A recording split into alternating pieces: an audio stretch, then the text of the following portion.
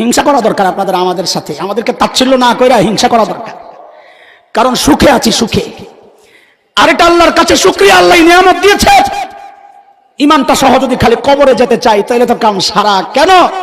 কারণ এই শরীরের ভেতরে কোরআন সংরক্ষণ করে সিনা, এই বডিটাকে আলহামদুলিল্লাহ আযাব প্রুফ বানায় ফেলছি, আযাব প্রুফ। আর কোরআন ওয়ালার বডিটা আযাব প্রুফ হয়ে গেছে। কবরে রাখবে, আযাব আসবে, কোরআন বলবে খবরদার এই দিক থেকে আসার কোনো সুযোগ নাই। হাসরেও পাশে, জান্নাতেও পাশে এমন কিতাব তুমি ছাড়লা। এই জন্য বলি দোস্ত, ধরলেন কি ছাড়লেন কি একটু চিন্তা করে দেখেন। কোরআন পড়তেই জানেন না, আপনার আফসোস লাগে না? একটু আফসোস লাগে না?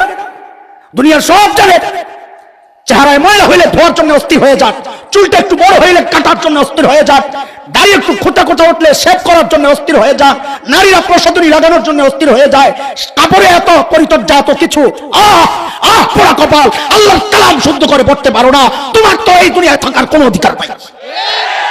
কার জমিনে থাকো, কার জমিনে থাকো, বের হয়ে যাও মালিকের জমিন থেকে। আফসোস করা দরকার আপনাদের, কি ছাড়লেন কি ধরলেন।